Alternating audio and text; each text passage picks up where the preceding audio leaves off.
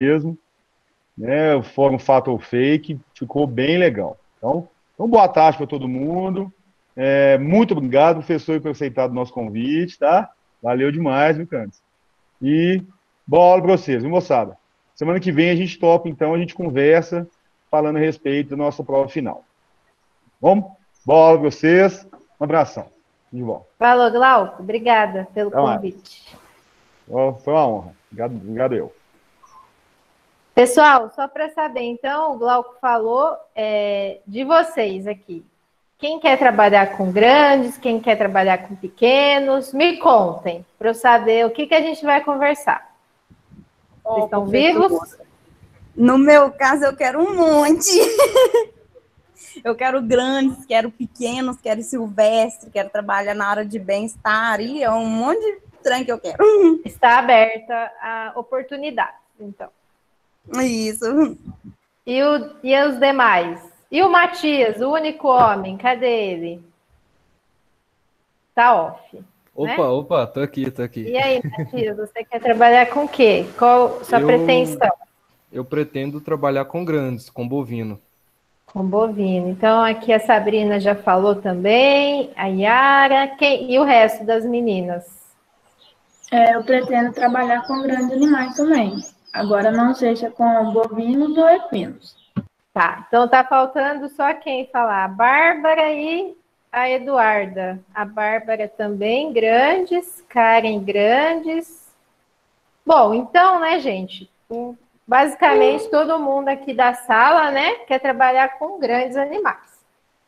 Só me apresentando, então, né, que eu ainda não tive a oportunidade de estar pessoalmente com vocês. Meu nome é Cândice, né, que vocês já viram por aí, e eu trabalho com grandes animais. Então, eu me formei na Unesp de Jaboticabal. Depois eu fiz residência em clínica médica e cirúrgica de grandes animais. Acabei indo trabalhar com a parte de cirurgia de grandes animais. E a partir disso, eu fui fazer um mestrado, doutorado, tudo nessa parte. Então, a minha atuação é com grandes. Então, eu vou acabar falando mais de grandes, né, desse desafio. Matias, pode ficar tranquilo que eu não vou falar só coisas de mulheres, tá? Eu vou comentar aí algumas coisas que eu vejo que podem ajudar todo mundo a ter uma atuação melhor, a ter um papel mais forte no momento de atender no campo ou em qualquer lugar. Então, gente, vamos fazer assim, eu vou compartilhar aqui a apresentação não é longa, ela é curta. Eu peço que vocês me interrompam, tá? Pode, como eu não vejo o chat aqui, vocês podem me interromper sem o menor problema, para a gente bater um papo mesmo. Até eu vou fazer algumas perguntas e gostaria muito que vocês me respondessem, para não ficar aqui tão sozinha. Combinado? Eu estou só tô com uma ouvinte aqui do lado, minha cachorrinha está aqui dormindo aqui do lado. Então, vou apresentar aqui para vocês. Certo ou não? Certo. Certo. Então tá bom. Deixa eu ver aqui que tem uma pessoa querendo entrar.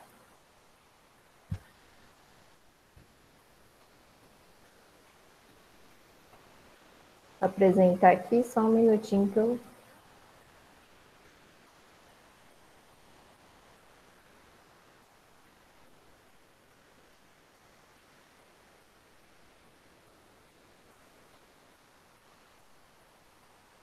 Foi, gente? Vocês estão vendo a apresentação? Não, ainda não.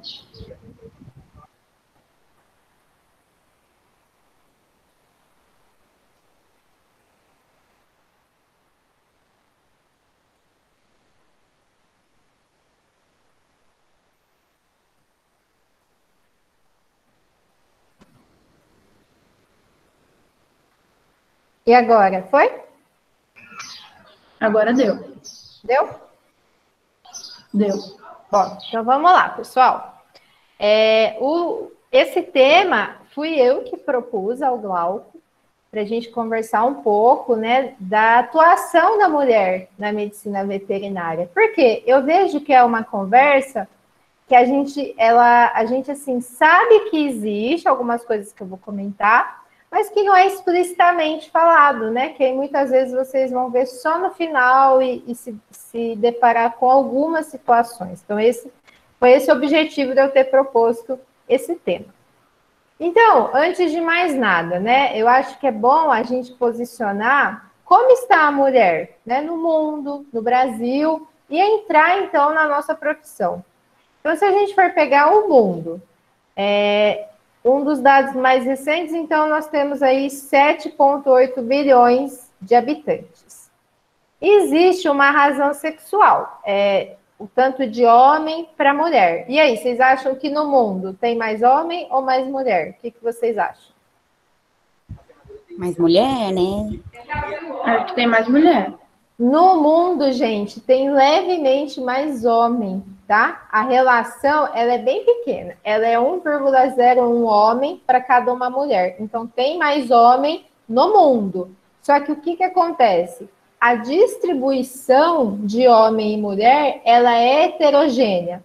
Então, tem regiões onde tem mais homem que mulher. Então, na Ásia, falando aí da China e da Índia, e mais mulher, principalmente em países no Ocidente, como aí Estados Unidos, o Brasil e Reino Unido também. Então, esse mapa, ele mostra para a gente essa distribuição, que é uma distribuição desigual. Então, quando a gente pega aqui a parte da China, da Índia, Arábia Saudita, mais homem. Mais mulher aqui, ó, Rússia, pegando o Reino Unido, Brasil, Estados Unidos, México, mais mulher. Então, existe essa diferença de distribuição, mas a população é basicamente um pouco mais masculina. E no Brasil? No Brasil, pessoal, isso está muito próximo, certo? Então, aí dos mais de 200 milhões de habitantes, 51,8% de mulher e um pouco menos de homem. Então, no Brasil é quase meio a meio, com algumas regiões tendo mais mulher. Então, é esse o mundo que a gente vive. Aqui no Brasil tem um fato interessante. O que acontece? Tem mais homem de 25 anos para baixo, que às vezes aí é do pessoal da sala, tá nessa faixa aqui, de mais homens. E mais mulher a partir de 25 anos. Então, se a gente observar aqui, sempre vai ter um pouquinho mais de mulher nessa distribuição. O que isso mostra para a gente? Mostra que, então, se a gente pensar a parte ativa no mercado de trabalho, tem mais mulher que homem no mercado de trabalho. E levando em conta também que as mulheres acabam vivendo alguns anos a mais, então existe essa distribuição. Aí vem a pergunta. O que vocês acham, né? Eu acho que eu já sei a resposta. A desigualdade de gênero, então, entre homem e mulher, ela existe, pessoal? O que vocês acham? Demais, né? Demais. Ela existe, né?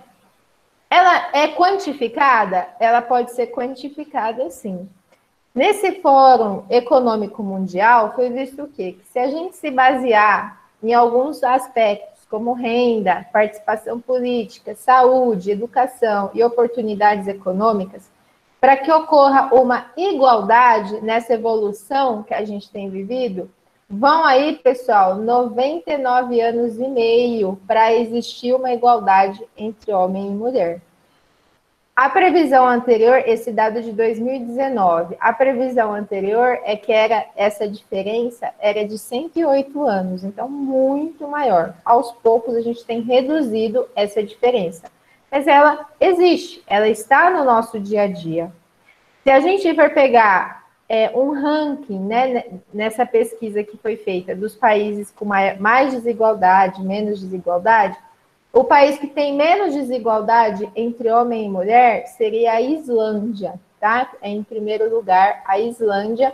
Em último lugar, então, o país aí com mais desigualdade desses países analisados é o Iêmen.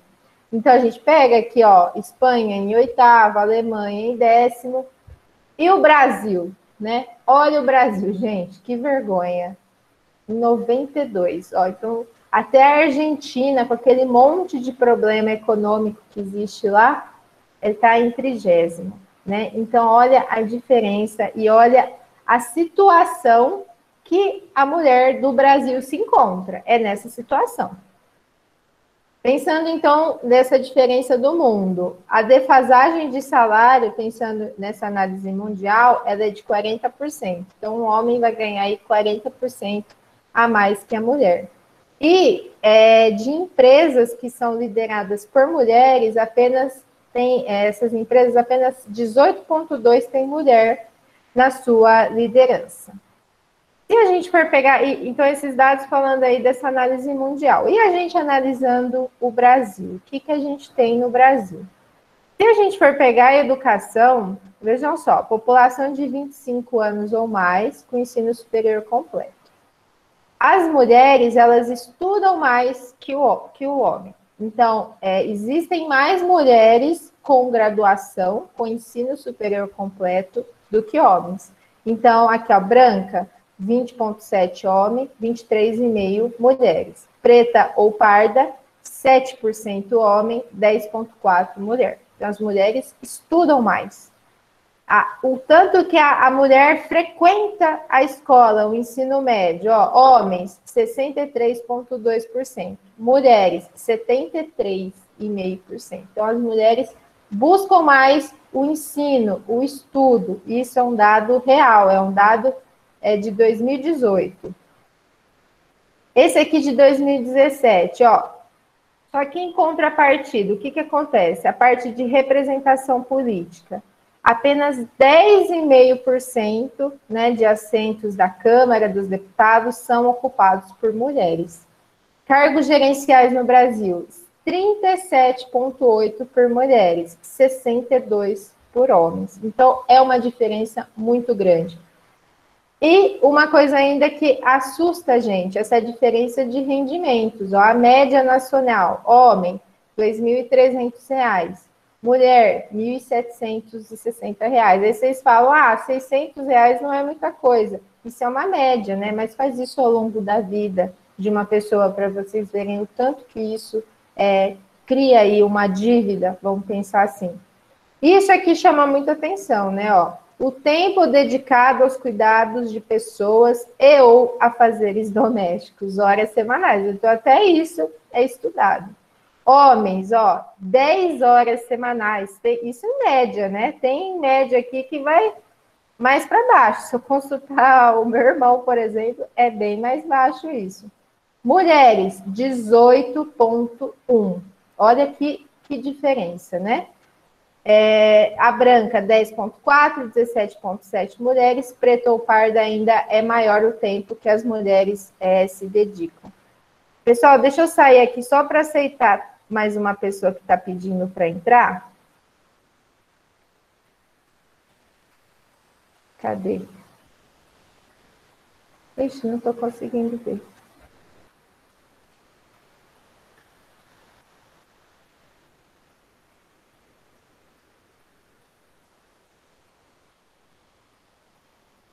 Bom, não consegui ver quem está pedindo para entrar. E a medicina veterinária no mundo? Alguém contou para vocês como foi a história dos cursos da medicina veterinária no mundo e da mulher nos cursos de medicina veterinária? Me falam, gente. Alguém comentou com vocês isso? Para eu não chover no molhado. Hã? Não, comigo não. Assim, na sala também não falou nada, não. Ah, então tá bom. Comigo também não. Isso aí, gente. Você tem que me responder, ué, senão eu fico muito sozinha. Ó, mas eu vejo. Só um ser. comentário. Eu vejo que, tipo, tem muito veterinário homem, né? Ao redor do mundo. É difícil encontrar uma mulher, seja até mesmo com cachorro, se fossem pensar assim, a mulher tem que trabalhar com cachorro, não. É bem difícil achar. Na minha cidade, acho que são só 2 mulheres. Mas é uma coisa igual o Glauco falou, né? Que tem mudado. O Glauco falou que na sala dele tinha poucas mulheres, né? A minha sala, por exemplo, já tinha bastante mulher. A gente era em 50, eram 15 rapazes e 35 mulheres. Mas o que as nossas professoras falavam era que era assim, coisa de 2 mulheres para uma sala inteira, né? Então, aos poucos vai mudar. esse perfil. Já está mudando, nós já somos a metade de profissionais inscritas no CRMV. Mas, aí entra o que vocês estão falando. Tá, mas aonde estão essas mulheres, né? Elas estão formadas, mas e aí, né? O que está acontecendo com elas, né? De fato é isso, mas tem muita mulher, viu, gente? A estatística é que tem países que já tem, muitos países, a gente vai ver aqui a região do Reino Unido já é mais mulher. Canadá, mais mulheres, então, mas a gente vê que não tem tanta visibilidade, né, as mulheres, os homens acabam tendo mais visibilidade. Então, aqui vou falar para vocês, ó, o primeiro curso de medicina veterinária, ele surgiu em 1761, nessa escola de veterinária em Lyon, na França. Só que olha aqui o que aconteceu. A primeira mulher foi ingressar em um curso de medicina veterinária 136 anos após a iniciação do estudo na nossa profissão. E essa mulher foi essa aqui, ó, a inglesa Allen Cust, que ela se graduou como a primeira médica veterinária do mundo. Gente, tem alguém pedindo para entrar. Vamos aceitar. Pronto.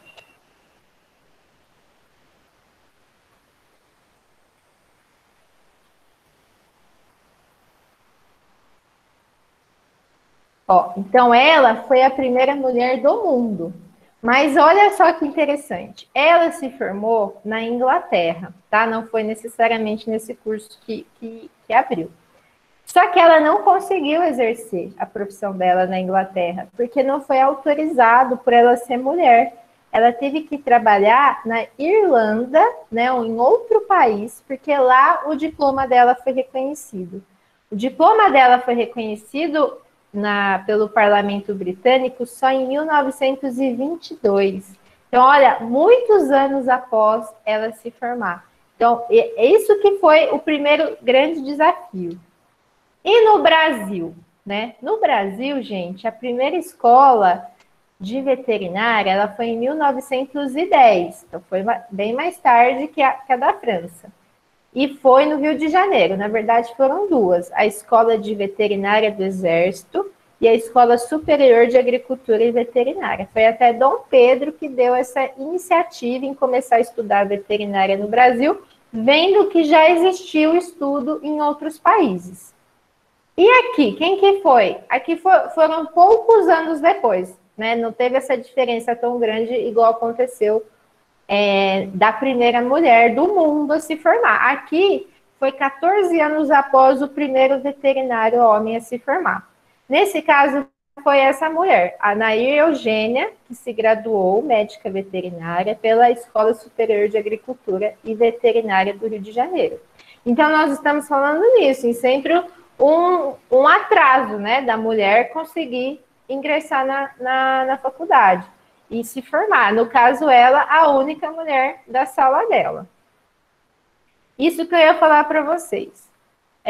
O CRMV, de tempos em tempos, ele faz levantamento de quantos veterinários estão inscritos. Quando eu falo inscritos, é que eles... quando a gente se forma, a gente tem que se inscrever no CRMV do nosso estado, que a gente vai atuar. Então, eu inicialmente, o meu CRMV era de São Paulo, né, que eu sou paulista, me formei lá. E há 6 anos atrás, quando eu mudei pela primeira vez para Minas, eu tive que ter um CRMV de Minas. Então, é assim que funciona. Atualmente, são 124 mil inscritos, tá? Inscritos no CRMV. Desses, pessoal, 62.527 inscritos são mulheres e homens, 61.726. Tão próximo que quando a gente coloca num gráfico assim, de pizza, dá 50-50. Então, essa é a nossa realidade, tá? Já alcançamos. Esse dado é de 2018. Acredito que já tenha ultrapassado, tá? Então, por quê? Vou comentar com vocês. Aqui, ó, esse gráfico, essa distribuição mostra as médicas veterinárias por estado. Essa fonte é de 2016. Vejam que aqui o estado com maior número de mulheres atuando é São Paulo, 16 mil. Nesse último levantamento de 2018, já disse que já ultrapassou 20 mil. Nessa escala aqui não tem Minas, às vezes não passou as informações, mas vejam que o maior número de mulheres está concentrado aonde? Sudeste e Sul, né? Quando a gente pega outras regiões, olha o Acre, 60, né? Então, pouquíssimos veterinários, né? Mulheres. E olha aqui, ó, Roraima, 41 mulheres, né? Então, existe uma concentração maior de mulheres na região sudeste, profissionais veterinários, né? No caso. E os cursos de medicina veterinária no Brasil, como que estão? Isso acho que o Glauco deve ter falado para vocês. Em 2001, eram 100 cursos de medicina veterinária. Hoje em dia, gente, são mais de 340 cursos. É muito curso. Se a gente for pegar a França, que foi, que eu falei para vocês, o país que teve o primeiro curso, lá são 4 cursos de medicina veterinária. 4. Estados Unidos, 20 e poucos, acho que 27, né? Então, vejam que o Brasil está com muito curso. Isso aí entra, né, N motivos, incentivo da própria política, né? Entra muita coisa aí que é mais a fundo, né, a discussão. Então, em 2016, teve o quê? Formação de 8.750 profissionais de medicina veterinária em um ano. Por isso que eu falo para vocês que esses números, a quantidade de homem e mulher, ela já mudou, já deve ter aumentado. Porque a gente vê que é claro que mudou esse perfil do aluno. Antes era salas com predominante homem. Hoje em dia a gente vê, não é só aí no IFMG, na sala de vocês.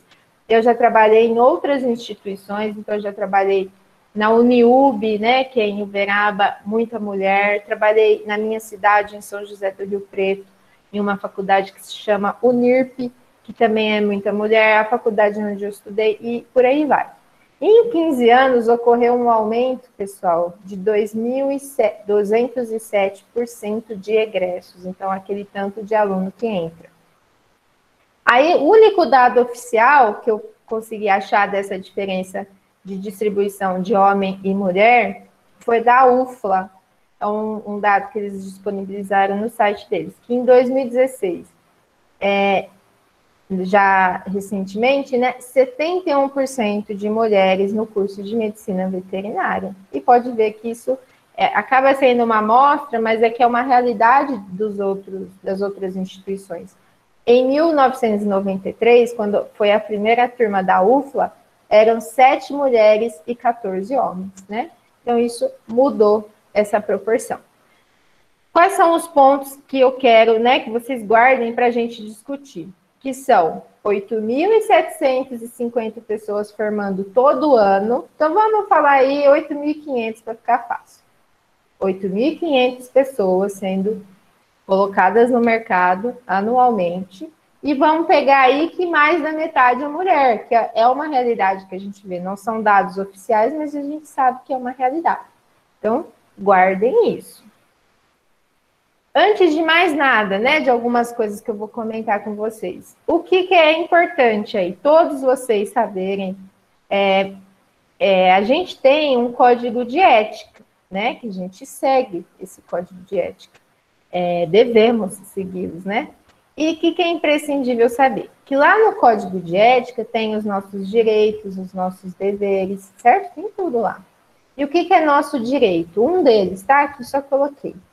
Que é nosso direito exercer a medicina veterinária sem ser discriminado por questões de religião, raça, sexo, nacionalidade, cor, orientação sexual, idade, condição social, opinião política ou de qualquer outra natureza.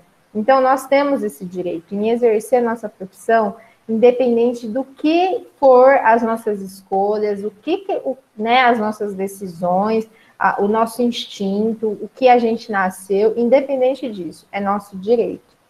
E o que é vedado ao médico veterinário? fazer comentários desabonadores sobre a conduta profissional ou pessoal de colega. Isso eu fiz só um recorte para mostrar para vocês o quê? Que se um profissional fizer qualquer tipo de discriminação comigo, por exemplo, isso eu posso sim fazer uma denúncia desse profissional. E, baseado nessas denúncias do CRMV, existem penalidades, tá? Penalidades simples, como uma advertência, mas essa advertência pode passar para uma censura, que é como se fosse uma chamada de atenção. Primeiro, uma censura sem ninguém saber, depois, uma censura pública, que sai no Diário Oficial, em seguida, uma suspensão da atividade, do exercício, acho que por 90 dias, e depois a cassação de não poder mais exercer a profissão. Então, quer dizer, esse artigo aqui com esse inciso pode ser classificado como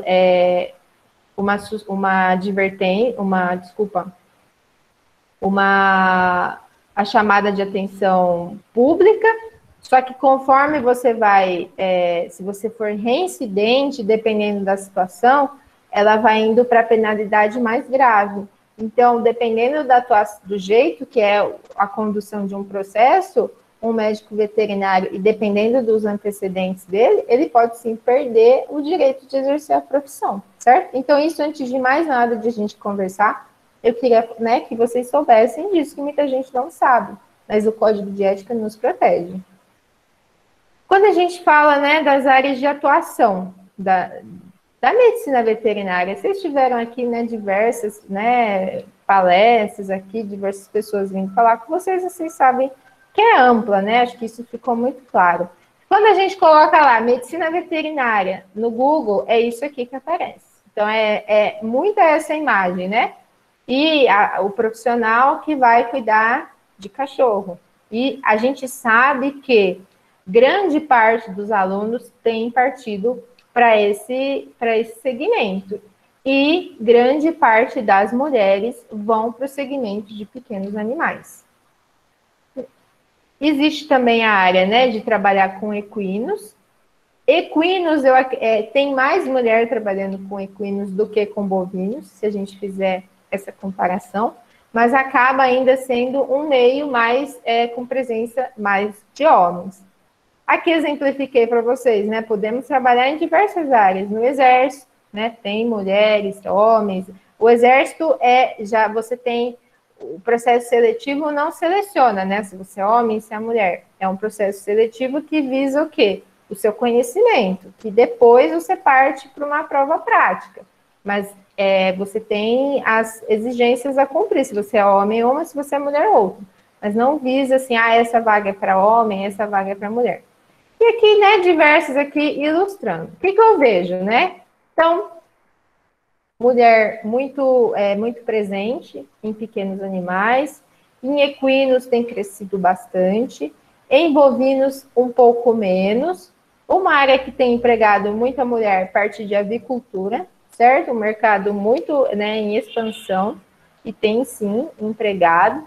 E parte de frigoríficos, laticínios, parte de indústria, né, de uma forma geral, eu vejo que já é um segmento um pouco mais misto. A gente não vê tanto essa predominância de uma coisa ou outra, né? A gente vê uma coisa mais mista, certo? Isso.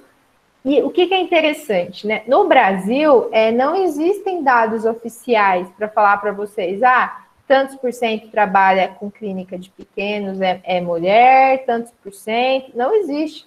Fica até uma ideia, né, que é uma pesquisa, hoje em dia, a gente conseguindo fazer aí com o Google Forms, né, esses formulários, fica muito mais fácil, né, então é possível, sim, se pensar em fazer uma pesquisa. O que eu achei, né, para vocês de dados consistentes? Eu achei esse artigo, um artigo de 2019, dessa revista aqui, Veterinary Record, uma revista bem conceituada, ela é de uma classificação que chama B1. B1 é uma revista com impacto bom, uma revista, vamos pensar assim, uma revista séria, tá? Existe um corpo ali que analisa as informações que ela tem, para a gente ler com bons olhos, porque tem revista, se é uma revista que a classificação dela por esse método que classifica revistas é B5, ela já é mais fraquinha. As melhores são a A, né? A1, A2, aí vai por letra e por número, rebaixando essa revista. Os autores é um homem e uma mulher, então existe a mulher nesse artigo. E o que eles fazem, gente? Eles, por meio de entrevistas com diversos profissionais, eles tentam analisar como está essa situação. Então, aqui o título é falando dessa prática de gênero, né, em organizações veterinárias. Então, essa prática, como é dividida essa parte de homem e mulher?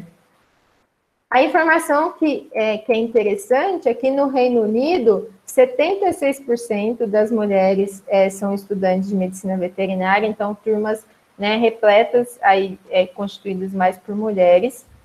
E como foi feito esse estudo? Esse estudo desse artigo foram pesquisados 75 pessoas, dentre elas 39 homens e 36 mulheres. Então, meio a meio. É um N, né? Quando a gente fala N, é o número de pessoas pequeno, mas é interessante, tá? 75, mas ainda é pequeno. Mas mostra pra gente o quê?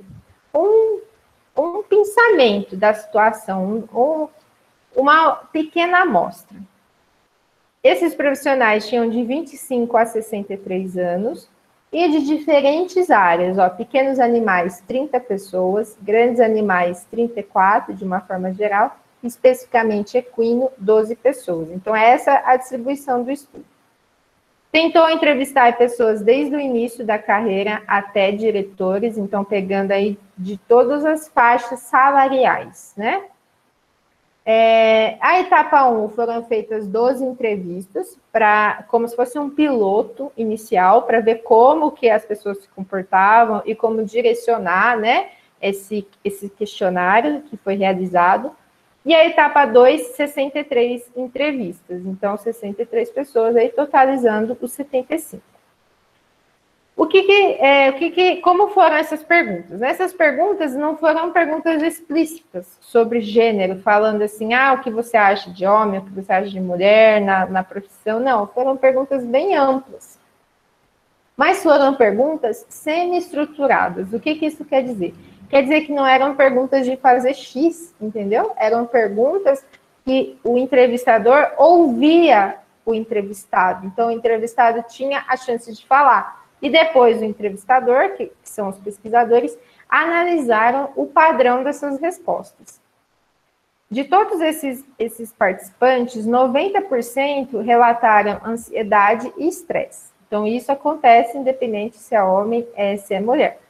Mas aí entra algumas informações que são importantes. Aí vocês podem falar, mas é lá no Reino Unido. Pois é, se lá no Reino Unido, que a gente vê que é um país que tem menos essa desigualdade entre homem e mulher, já são observadas essas coisas que eu vou falar para vocês, aí fica a pergunta, imagina aqui no Brasil, né? O sexismo, o que é o sexismo? É essa discriminação entre homem e mulher. Então, o sexismo do cliente apareceu altamente significativo.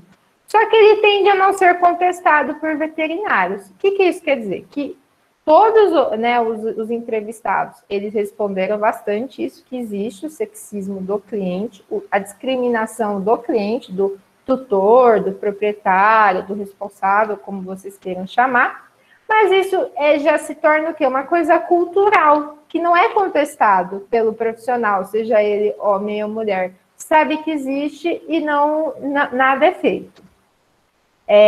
Problemas de fraqueza física foram frequentemente reproduzidos, falados, né, pelos veterinários de ambos os sexos, particularmente em relação ao trabalho com grandes animais. Então, nesse artigo coloca trechos, né, das entrevistas, e fala isso, que as mulheres muitas vezes se queixam, falam que a fraqueza física pode ser uma limitação, e os homens também, né, os veterinários homens entrevistados, também acham que a fraqueza física, né, da mulher também pode ser um fator limitante.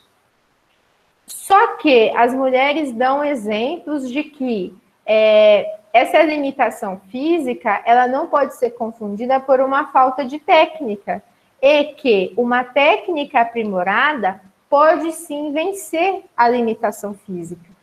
Essa limitação física, gente, é mais relacionada à questão, vamos pensar assim, de força, né? Questão de força. Mas a técnica, sim, ela pode vencer a limitação técnica da pessoa. A limitação física, desculpa, do profissional. E o que foi muito relatado por todas, né? E todos os profissionais na entrevista, que precisa de uma necessidade constante da mulher saber, mostrar que ela sabe. Então, tanto quem trabalha com pequenos, quanto quem trabalha com grandes. Como isso? Necessidade de provar que sabe. Que às vezes o homem ele não é cobrado tão intensamente quanto a mulher é cobrada, que às vezes o responsável do animal faz mais perguntas, né? Fica mais ressabiado, e a mulher precisa o quê? Dar uma explicação melhor, precisa mostrar melhor seu conhecimento, às vezes falar de sua formação para convencer aquela pessoa que ela tem o conhecimento. E que o homem não tem essa cobrança. Então, isso foi uma queixa das pessoas entrevistadas. Os próprios homens reconhecem que existe sim um favorecimento nos homens em questão de receber promoções. Então, foi muito falado questão de ser sócio, né, de empresas. Aqui no Brasil, a gente tem isso também.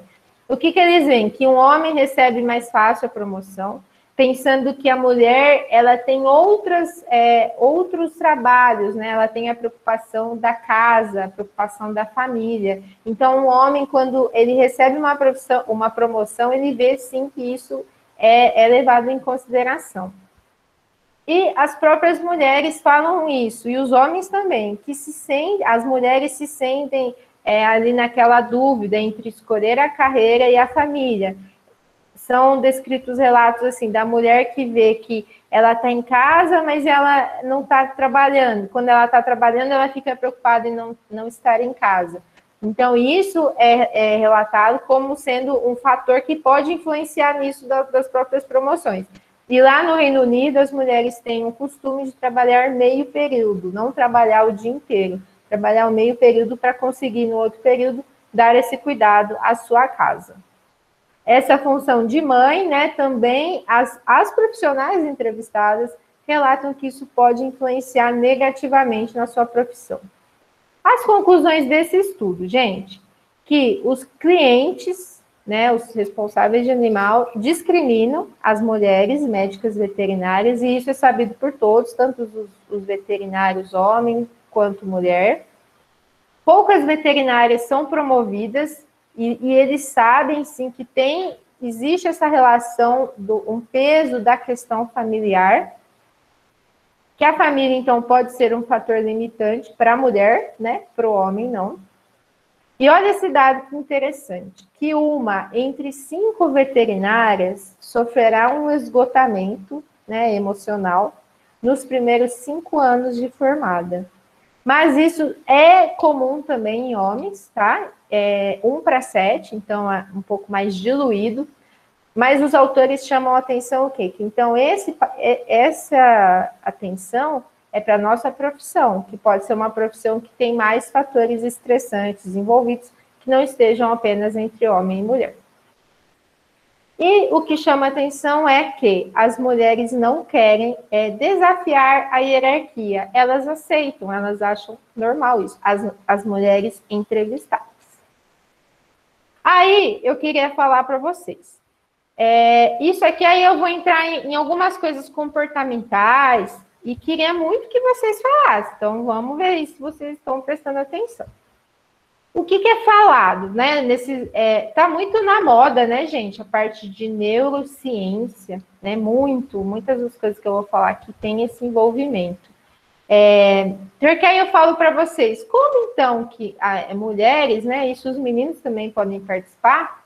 A gente pode reverter tudo isso que eu falei para vocês, que isso foi visto em entrevistas, né? Que o cliente faz sim preconceito, mas que as mulheres sabem isso, reconhecem e às vezes não aceitam, né? Não querem, vamos assim, virar esse jogo, né? Então, o que é sabido? Que, normalmente, existem algumas qualidades observadas nos homens e outras qualidades observadas nas mulheres. Então, nos homens, competência, ambição, assertividade, então, uma pessoa muito determinada, autoconfiança, racionalidade. E nas mulheres, olha as qualidades: atenciosa, amigável, colaborativa, intuitiva, compreensiva e emocional. E aí, gente, vocês concordam com isso? Me falem. Oh, eu concordo em partes. Porque, tipo assim, o homem, ele não tem essa coisa, né? Tipo assim, menino pequeno já, tipo, ele tem mais uma liberdade, assim. Então, acaba que a gente, né, mulher, a gente vai crescendo com essa coisa, né? Com esses problemas, assim, emocionais, né? Então, realmente, esses adjetivos aí dos homens é realmente deles, mas eu acho que dá, sim, para nós mulheres, lutando contra essa sociedade, conseguir ser que nem eles, né? É difícil demais, mas dá para ser, sim. Isso mesmo, concordo. E aí, gente, quem mais? Mais alguém? Eu não concordo muito, não. Hã? Tá baixinho. Não concorda? Não concordo. Por quê? Por exemplo, a mulher, quando ela tem o interesse de crescer, de Ficou bom evoluir agora. na profissão, Uhum. ela é tida como arrogante. O homem, ele é ambicioso, por exemplo. Com certeza, totalmente. Concordo demais com você. Cadê um dos rapazes? Pode falar. E acho que dá para mesclar, por exemplo, os adjetivos dos homens com mulheres. Nem todo mundo é igual também. Exatamente, concordo plenamente, gente. Cadê um dos rapazes para dar opinião? Estão em off. Professora Candice. Oi. Matias aqui. Eu acho que essa determinação dessas qualidades pré-estabelecidas, elas são, na minha visão, pelo menos, eu encaro elas mais como estereótipos do que como realidade. Porque essas falam assim, homem é mais racional, mulher é mais emocional, isso está totalmente errado, isso é uma questão individual. Cada pessoa tem um modo de lidar sob pressão, sobre certas situações. Então, na minha visão, pelo menos, isso é mais estereotipia do que aquela colocação de qualidades mesmo. Eu concordo, gente, eu concordo com tudo que vocês falaram. Só uma coisa que eu queria falar é que isso aqui, né, que eu pus: competência, ambição, assertividade, autoconfiança e racionalidade, são estudos que mostram que essas características estão mais presentes em homens. Mas veja só, que são essas, né? Isso que está nesse quadrante aqui, desse lado, que é o que empresas buscam para ser líder. É estranho, né? Então, assim, que a própria empresa, ela já tem uma visão positiva quando a pessoa é homem, porque ela pensa assim, se os estudos falam, concordo com vocês, que são estereótipos, cada um é de um jeito, né? Mas se os estudos falam que o homem tem mais disso, é o que a gente quer como líder. É um absurdo, concordo plenamente.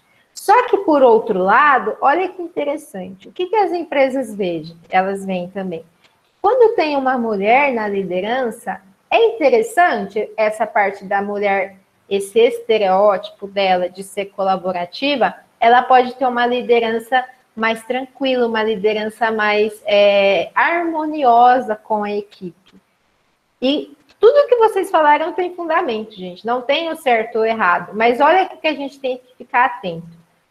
Existem já alguns termos que fazem muito sentido, que é o quê? É uma inteligência que é chamada inteligência de gênero, que é o quê? Eu trabalhar com uma equipe que eu pego as qualidades que eu sei que tem mais presente nas mulheres e qualidades que eu sei que estão mais presentes nos homens. Então, eu fazer essa integração, isso se chama inteligência de gênero. Veja só, uma coisa que a gente vai entrar daqui a pouco.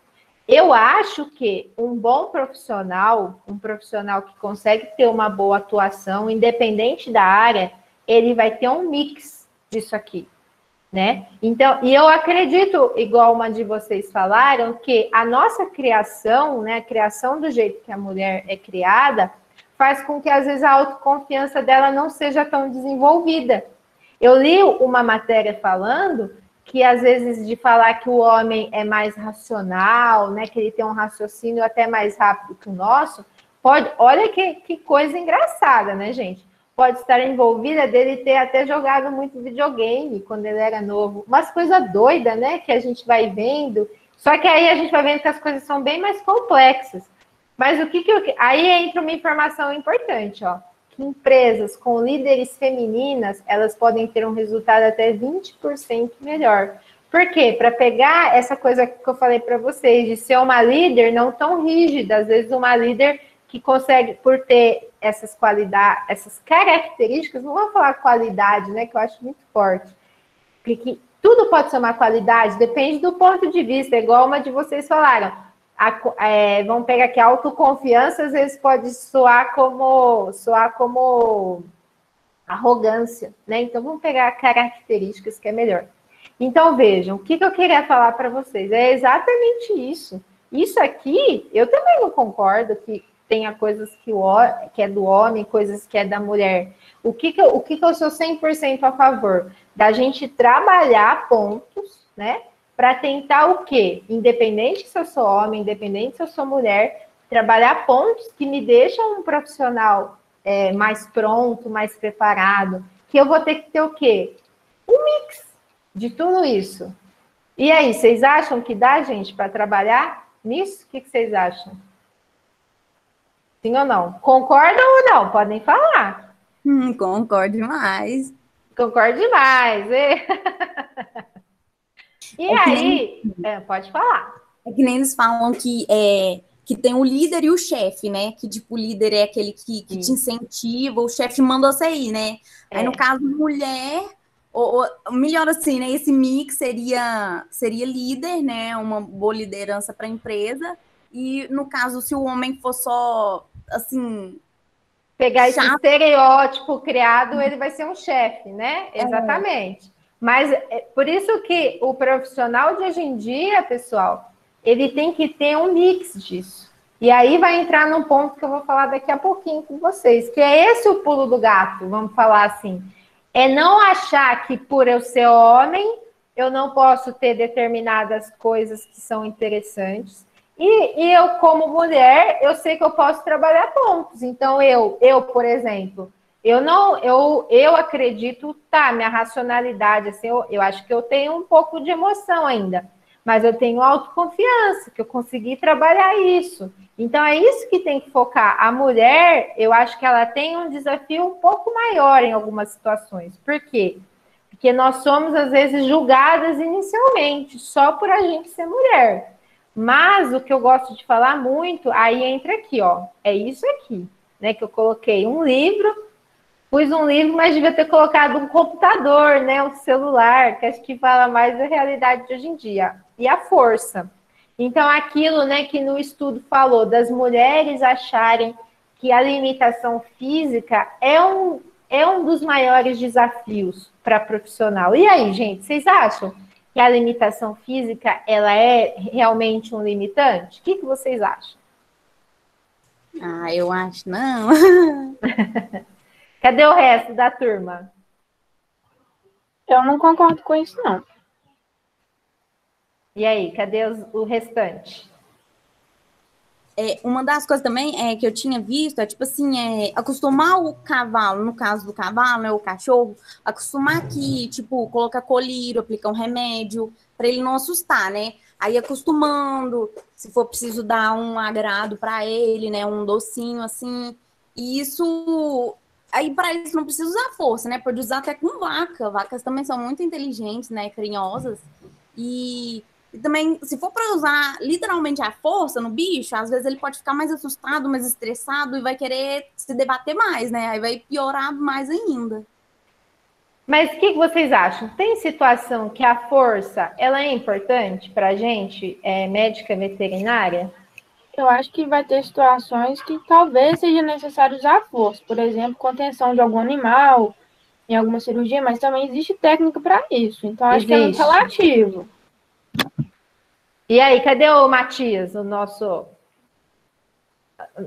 o representante da força masculina? Tá aí? Não tá. Quem dera eu, tô longe disso. E aí, Não, assim, Matias, o que você eu acha? acho que tem sim situações que é importante a força bruta, de certa forma, né? Mas até por experiências próprias mesmo, a questão de você ter o conhecimento, de você saber formas mais fáceis, é muito melhor do que você morrer de fazer força lá sem necessidade. Com certeza. Ô, gente, isso que eu queria falar para vocês. A força, ela tem momentos que, por mais que vocês falaram, do animal já eu consegui instilar um colírio de uma maneira assim, né? Usar força, concordo. Mas tem situações que a gente precisa. Só que a força sozinha não é nada. Nada, nada, nada. Vou dar um exemplo para vocês. Quando não sei se teve uma discussão do grupo lá que fala da mulher no IF, que eu até contei essa história. Eu gosto muito dela porque me ajudou muito. Eu estava recém-formada, estava na residência, e tá bom. Aí estava todo mundo ocupado no dia, me chamar. Aí, precisa ir fazer um parto. Na residência a gente fazia atendimentos. A minha residência foi muito interessante por isso. Então, a gente ia até a propriedade fazer os atendimentos. E era um parto de um cliente super importante. E falaram assim, o fulano veterinário, que era um outro colega, já está lá, tentou fazer o parto e não conseguiu. Então, é cesárea. Leva as coisas para fazer cesárea. Tá bom, gente. Coloquei lá no carro as coisas para fazer cesárea, tudo, para a gente fazer a cesárea lá. Que era uma vaca com uma cria muito importante. Era um animal, uma vaca com uma cria de rodeio. Lá no interior de São Paulo tem muita companhia de rodeio fazendo cruzamentos. Muito interessante o trabalho. Resumindo, gente, cheguei lá, tinha uns 10 homens, eu cheguei lá com minhas coisinhas, e o veterinário, Candice, eu tentei, não é cesárea. Falei, não, gente, calma aí um pouquinho. Vocês vão aprender que não é ir lá e puxar o bezerro. Como foi falado, tem formas de eu facilitar isso.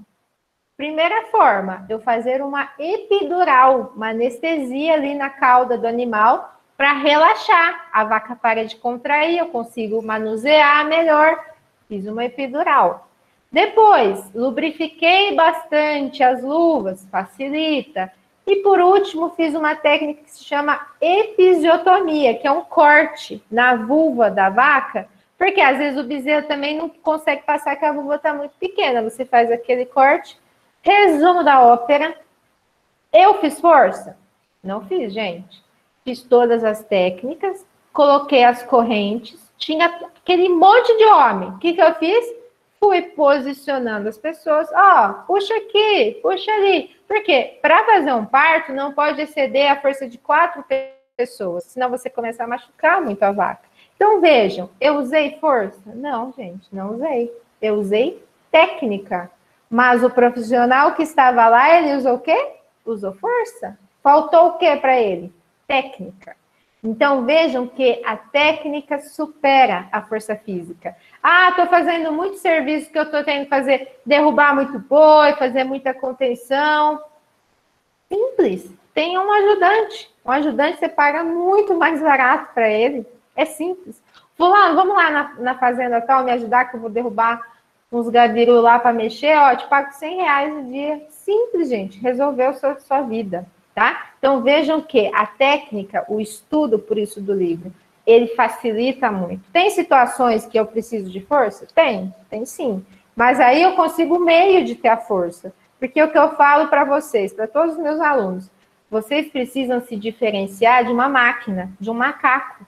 Se a gente ensinar um macaco a fazer qualquer coisa, ele não aprende, não é? Os experimentos lá que mostram, é a mesma coisa. Se eu achar que é só ir lá, pôr a mão e puxar o bezerro, é um serviço mecânico, não é? Mas eu preciso raciocinar em cima. É isso que é o mais importante, que eu sempre gosto de falar para vocês. Então, a mulher, né, que é o nosso objetivo, ela tem um desafio? Tem. Mas ela estudando, estando pronta, tendo muito conhecimento, isso já adianta muito a vida dela. Certo? Então, assim, é uma experiência, né? Por que eu falei para vocês que eu gosto dessa experiência? Porque, gente, uma coisa simples que eu fiz, muito simples, a bezerra que era muito importante, nasceu, e teve lá onde eu trabalho, né, fazia residência, nossa, foi entre outros casos, que me ajudou depois a ser contratada, para vocês terem uma noção, né? Então, assim, um caso muito legal, por isso que me marcou tanto. Que aí eu cheguei, o professor que tinha me mandado, e nossa, virou assim, me tratou super bem, coisa que às vezes ele me deixava meio de lado, entenderam? Aí que é isso aqui que eu queria falar para vocês, né? Dos pontos assim mais importantes, sendo homem ou mulher, gente. Vocês já ouviram falar em hard skills e soft skills? Me contem. Ouviram ou não? Eu nunca ouvi falar, não, mas eu acho que dá para entender um pouquinho, né? E aí, gente, cadê o resto? Vamos, gente, falar? Eu nunca ouvi falar também, não. Mais alguém? Então tá bom. Então vou falar para vocês. Eu também Gente, não vou falar. Também não? Isso aqui é o que eu queria muito chamar a atenção para vocês, que entra naquilo que a gente falou, as características do homem, as características da mulher. Isso é uma coisa do passado, uma definição que tem mudado muito, né? É um preconceito? É um preconceito. Mas hoje em dia, o que o profissional do futuro, que são vocês, independente se é homem, independente se é mulher, vocês têm que focar nisso. Hard skills são habilidades, skill é habilidade, tá? Hard pode ser pesado, mas aqui é no sentido de ser rígido. São habilidades que eu consigo mensurar. Se eu aplicar uma prova para vocês, vocês vão saber responder, eu vou conseguir avaliar vocês por essa prova. Conhecimento em uma língua estrangeira, graduação, cursos técnicos, mestrado, doutorado, conhecimento na operação de máquinas e ferramentas, habilidades ligadas à informática. Isso são hard skills. Isso aqui, gente, hoje, 2020, lembra que eu falei para vocês? 8.000 pessoas se formando por ano em medicina veterinária. Isso aqui, vamos pensar que aí são obrigações de todo profissional. As hard skills, você não está fazendo mais nada que a sua obrigação. É o mínimo que você tem que fazer, é a hard skill. Aí que entra o que vocês têm que abrir a cabeça para isso, que são o quê? As soft skills. Soft quer dizer macio, mas aqui no sentido quer dizer maleável, sabe? Então são as habilidades maleáveis. Quais são elas? Comunicação interpessoal, capacidade de persuasão, proatividade, resolução de conflitos, capacidade de trabalhar sob pressão, senso de liderança, capacidade analítica. Pessoal, são essas as habilidades que você tem que focar. Mas eu sou mulher, eu sofro preconceito, né? O pessoal no campo, eu quero trabalhar com vaca de leite, o povo no campo não está aberto. Será que não estava aberto para uma profissional do passado, que não estava pensando nesse tipo de habilidade? É nisso aqui que vocês têm que abrir a cabeça. O conhecimento técnico, ele é importante? Extremamente. Mas nós temos que pensar, assim, nessa segunda parte, essa parte de comunicação, essa parte de relacionamento, porque, veja, se eu estou indo lá na fazenda, eu sei que eu tenho meu conhecimento, mas se a pessoa olhar para mim e não quiser nem que eu inicie o tratamento, inicie a abordagem, inicie a minha consultoria, eu não vou conseguir pôr em prática. Mas se eu chegar com é aí que também entra essa segunda parte. É muito importante a gente saber identificar o nosso cliente, o nosso tutor, o responsável, o nome que vocês queiram dar. Eu preciso saber como me comunicar com o meu público-alvo. É muito importante isso, gente. Em que sentido? Em uma comunicação verbal e em uma comunicação não verbal. A comunicação verbal é isso que eu estou fazendo com vocês. O que adianta eu ir lá na fazenda e soltar termos técnicos, termos em inglês, Para que isso, gente? É a comunicação verbal que aquela pessoa quer receber? Às vezes pode ser que aquela pessoa você precise falar daquele jeito. Por isso que é isso que a gente tem que conseguir fazer. Eu preciso saber identificar é um cliente. Se for analisar, pessoal, vocês são o meu cliente. Por quê? Vocês são o meu público-alvo. Eu preciso saber me comunicar com vocês, no caso, não é verdade? Se eu não consigo me comunicar com vocês, eu estou falhando no meu processo de comunicação. E a forma que eu comunico com vocês não necessariamente é a forma que eu me comunico com o resto das pessoas. Para vocês terem uma noção, eu sou uma pessoa extremamente tímida, sou super tímida. Mas, frente a uma sala de aula, eu posso ser tímida? Não. Por quê? Senão eu não vou ter uma boa comunicação. Então, a gente precisa trabalhar essas coisas. E comunicação não verbal, o que seria?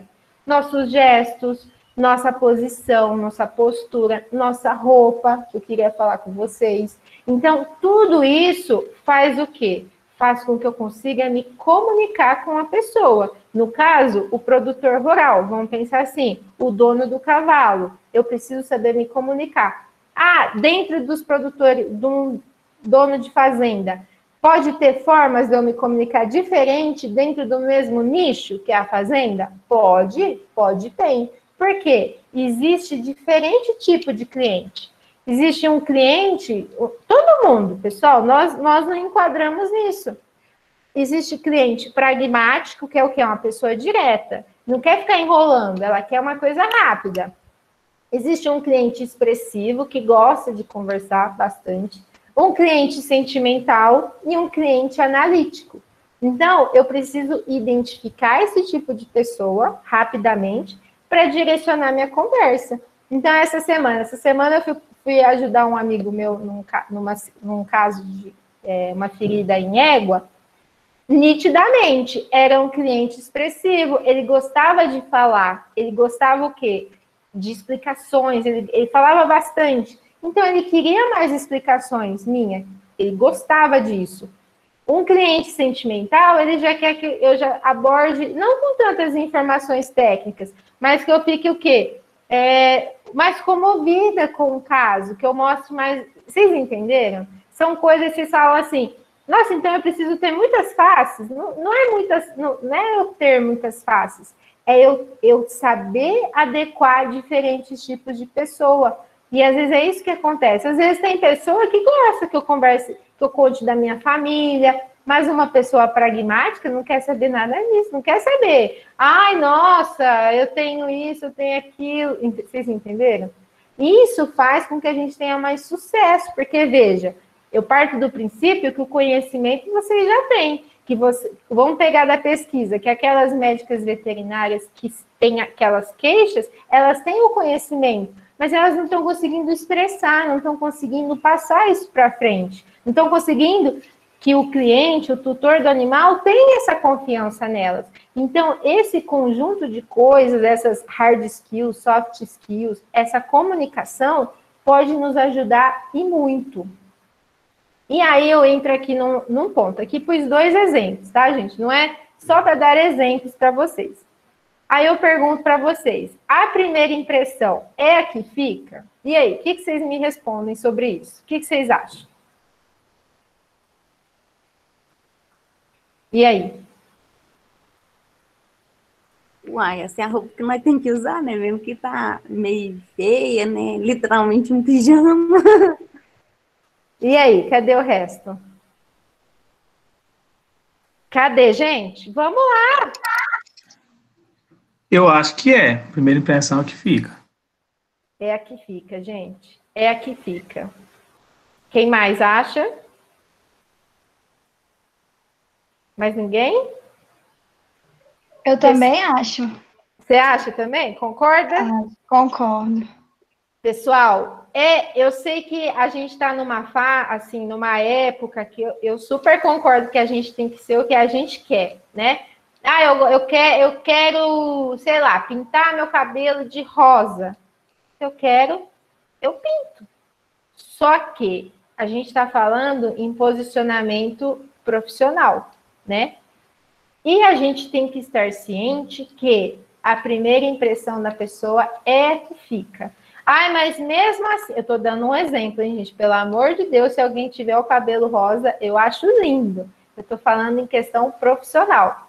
Mas a gente tem que saber que essa nossa posição, essa nossa escolha, pode sim influenciar a gente. Aqui, influenciar, eu posso usar essa primeira impressão positivamente ou negativamente. Vamos pegar o caso de nós mulheres aqui, que é o objetivo. Aqui, então, esse pijama cirúrgico de cachorrinho, lindo, acho lindo.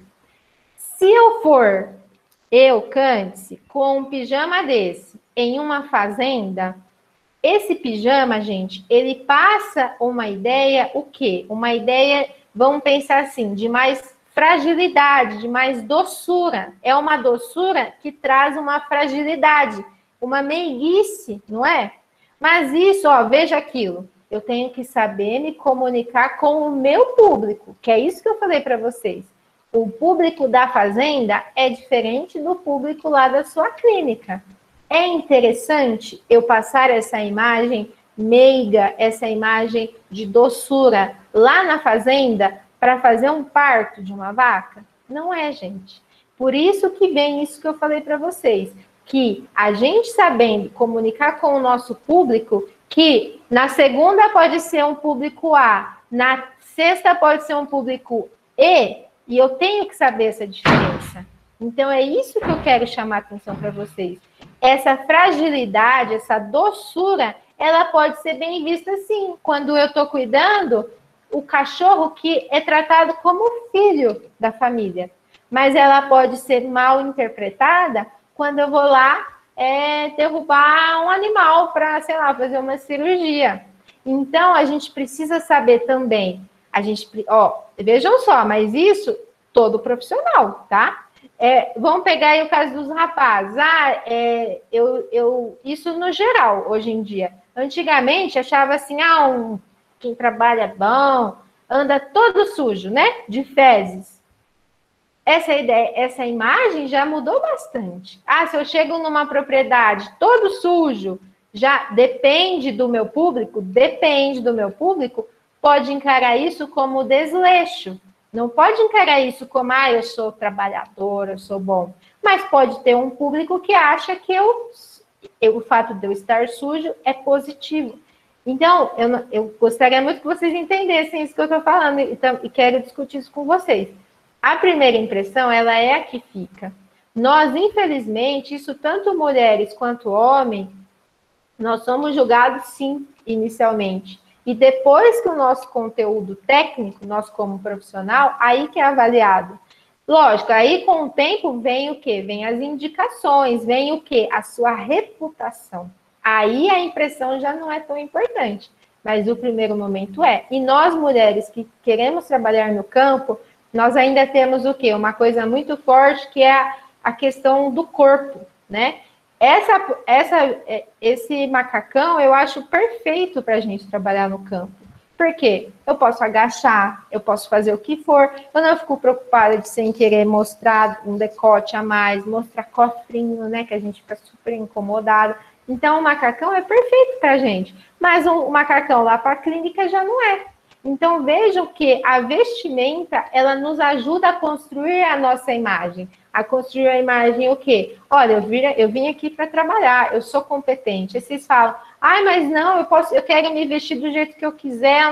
Ok, você pode se vestir do jeito que você quiser. Mas saiba que, às vezes, isso pode te prejudicar. Eu, sem querer, às vezes, estou com uma roupa decotada. Isso pode passar uma imagem mais sensual do que o normal. E eu chamar a atenção, não para o que eu quero, do meu conhecimento, para eu chamar a atenção de outro lado. É errado? Não sei, tá, gente? Estou levantando pontos. Então, aí fica. O que ajuda a ter uma primeira impressão boa? Sorrir sinceramente. Não está dando risada à toa. Sorrir sinceramente. Aperto de mão firme.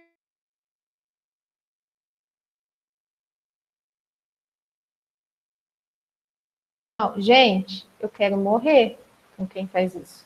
Então, você pegar na mão firme, tom de voz agradável, Não é legal quem fala baixinho em questão da comunicação com o cliente e nem quem fala gritando.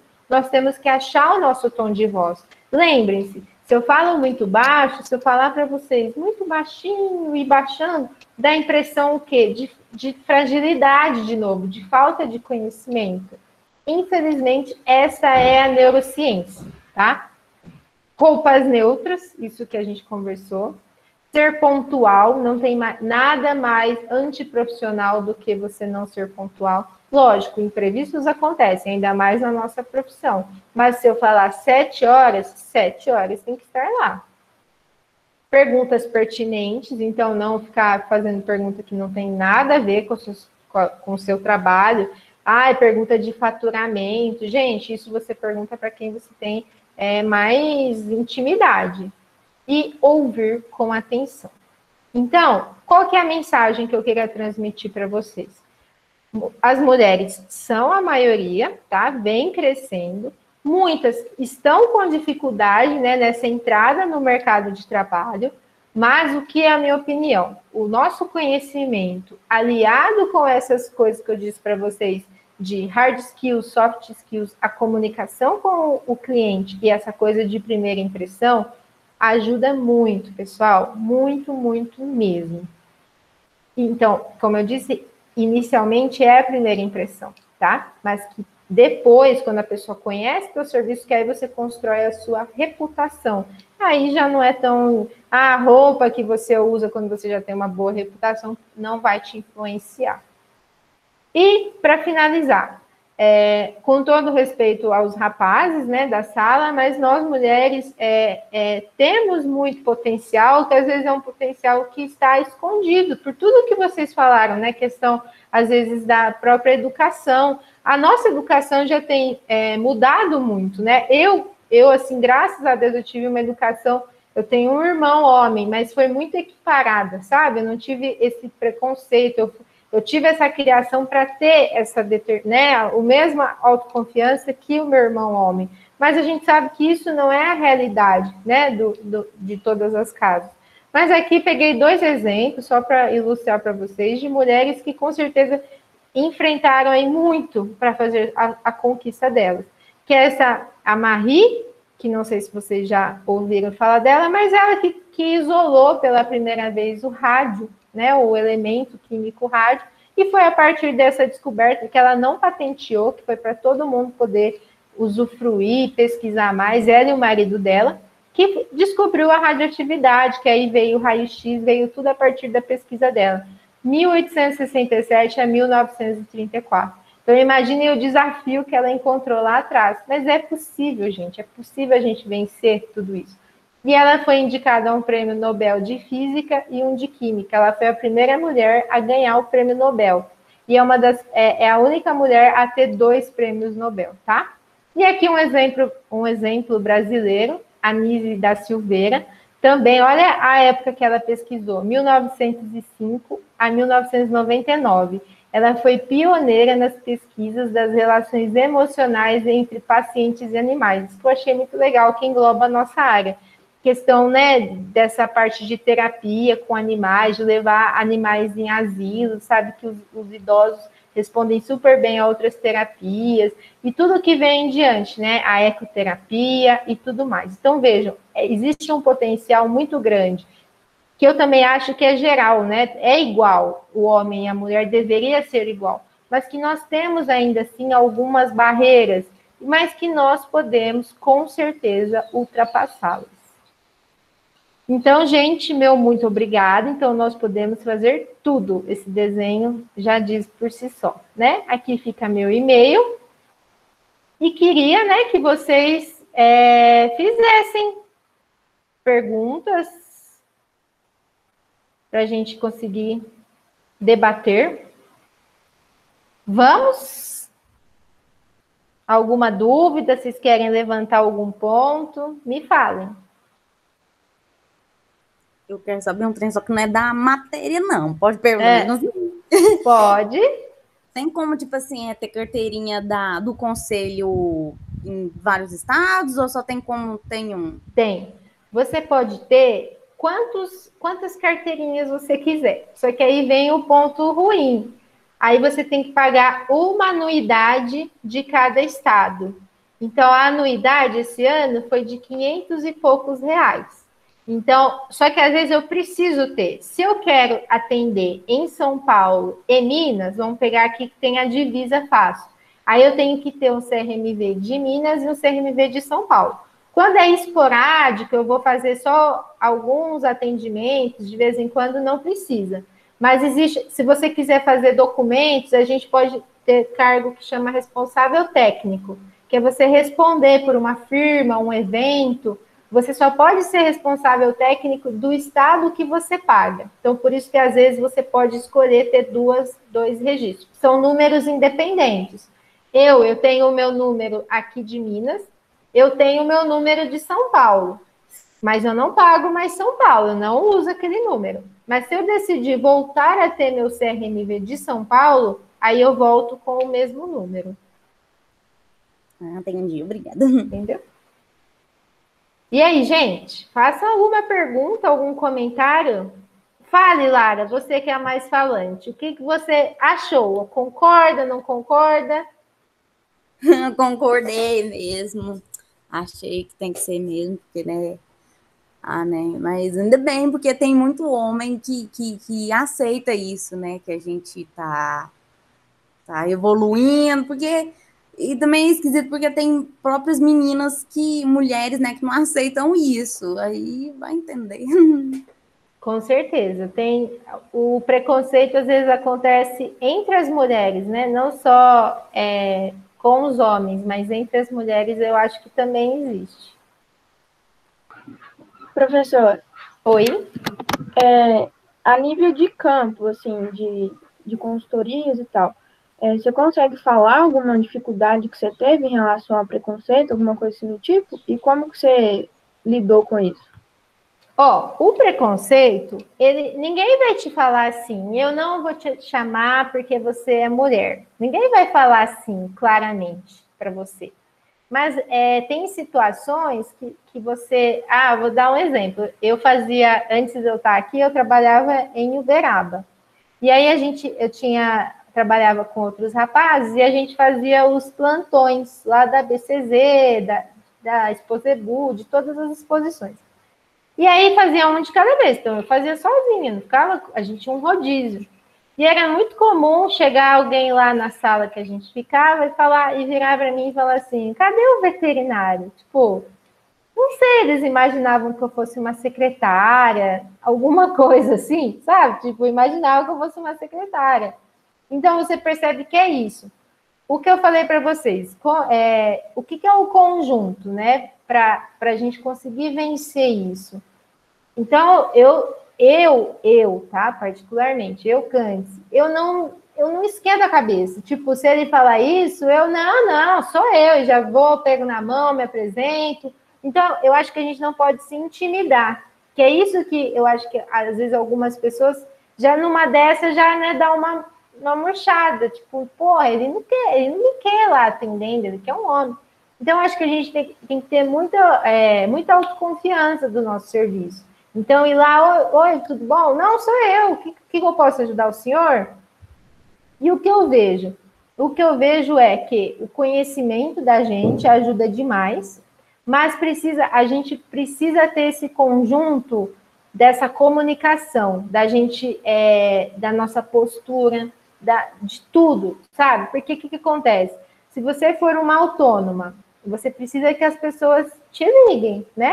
Para te chamar. Não tem como você ficar lá, assim, caçando caso. Não, a pessoa precisa ligar para você.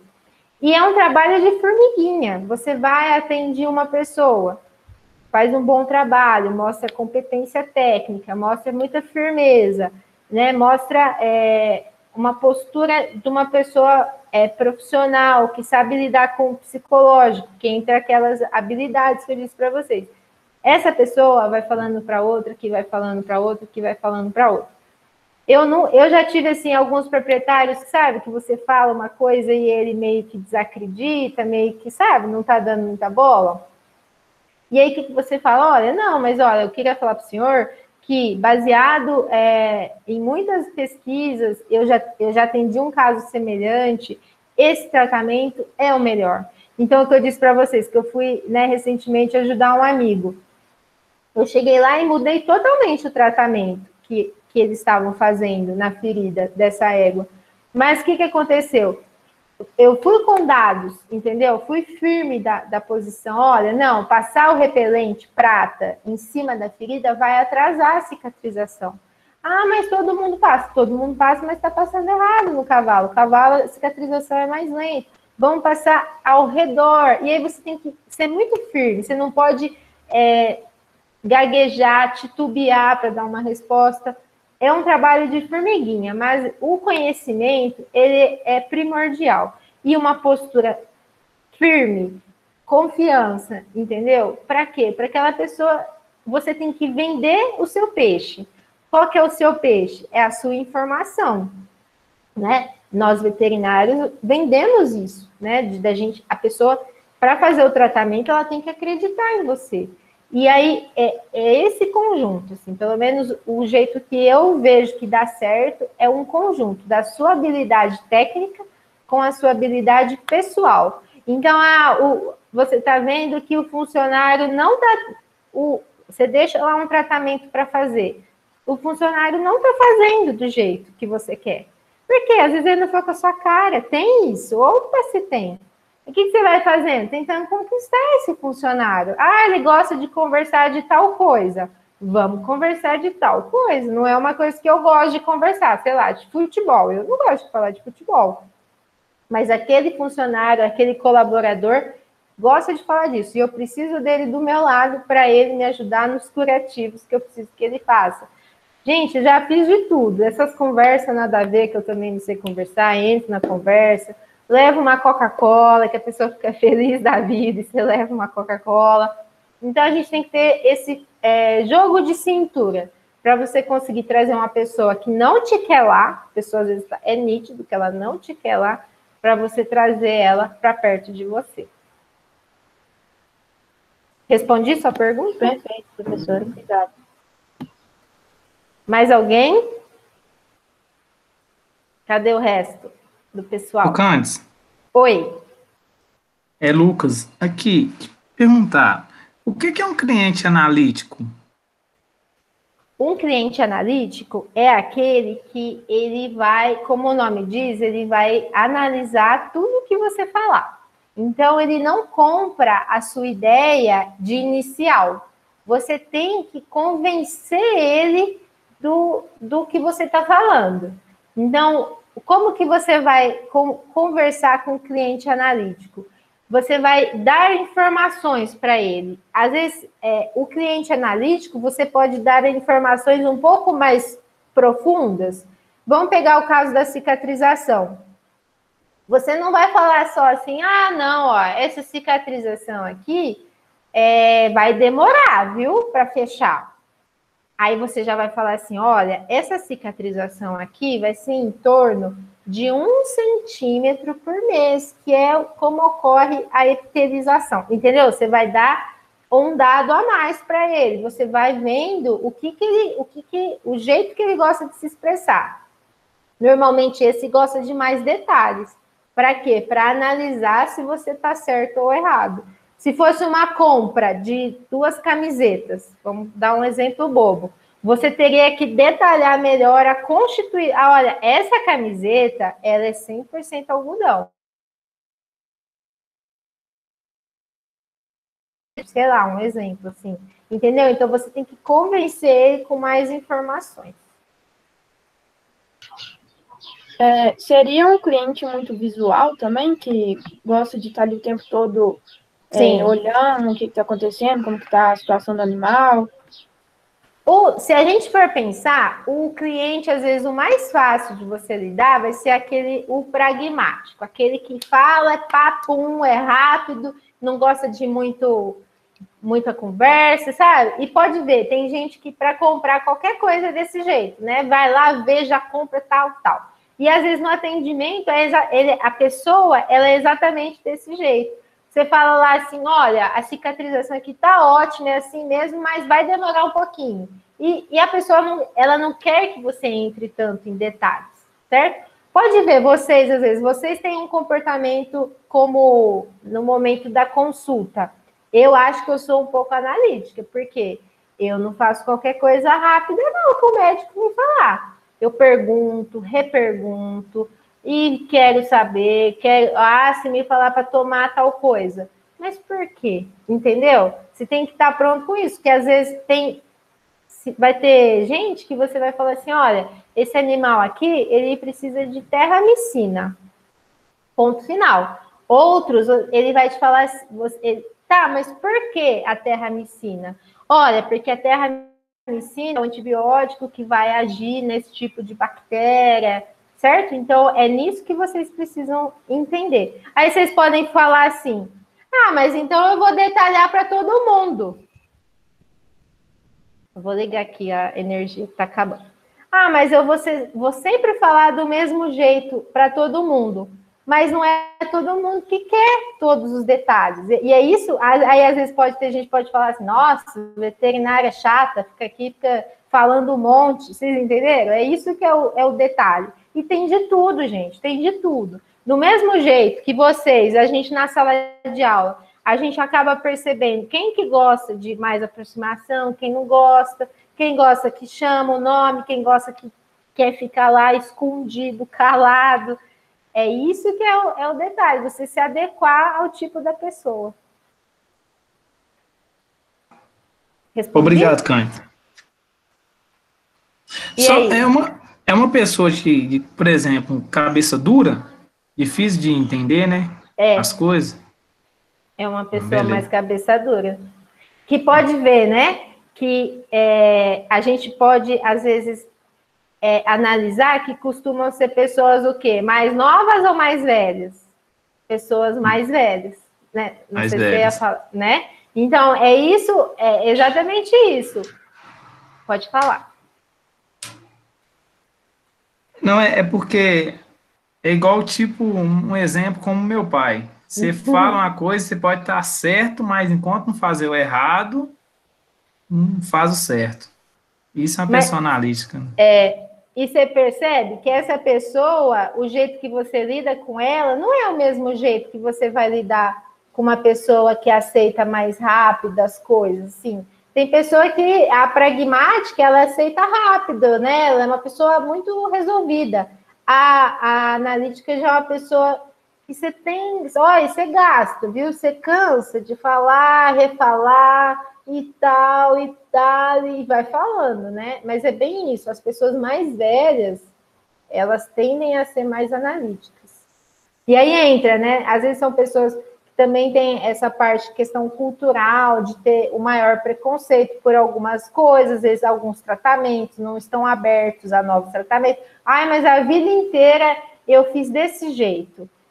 Mentalmente, você sabe que aquele jeito está super errado. Mas você não vai chegar lá e falar assim, olha, fazer tal coisa está errada. Você está perdendo essa pessoa. O que você tem que falar? Olha, mas vamos fazer assim? Vamos tentar só dessa vez do meu jeito? E aí depois a gente compara. Vamos fazer assim? Só uma vez? Não. Entendeu? Você tem que trazer essa pessoa. Você chegar para uma pessoa dessa e falar assim, olha, o que o senhor fez aqui tá errado. Tipo assim, passou creolina na ferida de um animal. Sei lá, um exemplo. Gente, a creolina, ela é péssima, ela atrasa a cicatrização. Mas fechou. Tá, fechou. Mas vai fechar mais rápido se eu passar água e sabão. Tô dando um exemplo, bem bobo. Então, é aí que você fala, olha, ô seu fulano, vamos fazer assim, dessa vez a gente não vai passar a creolina, vamos passar água e sabão. E aí depois a gente conversa para o senhor me falar o que o senhor acha. Então, é esse jogo que é importante a gente aprender. Beleza, Cândido, obrigado, viu? De nada. E aí, mais alguém, gente? Vocês são muito calados, hein? Mas, então, o que eu queria falar isso para vocês é que não é que existe uma coisa certa ou uma coisa errada, igual da cicatrização, por exemplo. é que tem coisas que podem nos favorecer, né? Você se beneficiar disso, e coisas que podem, às vezes, te atrapalhar. Então, é interessante a gente ficar mais ligado nas coisas que vão beneficiar a gente. E as coisas que vão atrapalhar a gente tente abandonar esse gosto, essa preferência, essa forma de falar, né? Ah, mas eu quero continuar fazendo isso, vestindo isso, sendo assim. Ok, gente, sem problema nenhum. Mas a gente precisa estar ciente que nossas escolhas vão refletir na nossa vida profissional. Ó, a atividade avaliativa dessa semana vai ser um fórum lá no AVA, que o Glauco vai avaliar vocês, falando quais são os principais desafios que vocês acham que as mulheres encontram na profissão e quais são medidas, né, que podem ser feitas para vencer esses desafios. Certo? Certinho. Certo. Cândice, Oi? talvez a gente é mais calada, porque a gente só teve um mês de aula do curso, né, presencial. Não teve muito contato com o povo. Ai, gente, esse semestre, hein? Foi... Nossa. Ó, mas então, assim... balde de gelo, né? Não foi nem água fria, foi gelo. Mas vocês sabem que eu acho que vai ficar para a história de todo mundo. Assim, de vocês, minha também. Porque, pra vocês verem, eu cheguei no IF ano passado e eu não tinha dado aula ainda para veterinária. Eu comecei a dar aula esse semestre, tipo, igual vocês. Um mês e acabou. Então, assim, não dá, né? É muito difícil. Mas isso vai passar, gente. Aproveitem esse tempo, né? Não sei se vocês estão trabalhando, se vocês estão mais por conta dos estudos. Comecem a olhar essas coisas que eu falei para vocês com maior carinho, sabe? Tipo, as habilidades que nós podemos trabalhar, que não são as que trabalha estudando veterinária. Tem muita coisa legal na internet, muito livro, né, do poder do emocional, essas coisas. Parece bobeira, papo de coach. Eu não sou coach, tá, gente? Estou bem longe de ser coach. Mas eu vejo que isso me ajudou muito e tem ajudado as pessoas, as mulheres, que eu tenho muitas ex-alunas que conseguiram aí se posicionar muito bem no mercado e que eu vejo que tem esse conjunto de coisas, sabe? Então é importante ter uma atenção maior quanto a isso. Trabalhar bem a autoconfiança, eu acho que é uma coisa que todo mundo precisa, né? Todo mundo. Autoconfiança. A autoconfiança, gente, tem um poder enorme para tudo, em qualquer profissão. A gente está, né, falando da veterinária, mas tem em qualquer profissão. A gente precisa, se a gente não falar com firmeza, não ter muita certeza do que a gente está falando, a pessoa que vai comprar seu serviço, a sua ideia, não vai comprar, entendeu? Aí, no caso, vai chamar outra pessoa. Aí, se a pessoa, mesmo que ela estiver errada, mas falar a coisa, ó, confiante, papo, ganhou o cliente, né? Então, isso é uma coisa que a gente precisa trabalhar. E, infelizmente, às vezes a gente não tem, né, essa autoconfiança toda aflorada, mas pode ver, os mais cara de pau, né, assim, os que estão nem aí, são os que conseguem se destacar profissionalmente. Tanto é que isso é nítido, tá, gente? As pessoas as mais estudiosas, que antigamente era assim, né? Quem era mais estudioso era mais quietinho, sentava ali na primeira carteira, não conversava com ninguém. Essas pessoas não são as que atualmente têm tanto êxito na carreira profissional. Às vezes é aquela que está lá na última carteira, mas é cara de pau, chega, fala, firme, pá, e consegue vender a ideia dela. Isso que vocês têm que trabalhar muito. Aproveita que vocês estão no comecinho do curso e começa a ter essa visão. Beleza? Beleza. Beleza. Beleza. Então, gente, não tendo mais nenhuma pergunta, encerramos, então, nossa aula. Então, fiquem com Deus, se cuidem, e já nós nos vemos lá no IF. E aí, já, daqui uns 3 semestres, 4, eu começo a dar aula para vocês, tá? Falou, pessoal. Vou parar de gravar aqui. Também. Tchau, tchau. Obrigada pela aula. Tchau. Tchau, obrigada. Obrigada.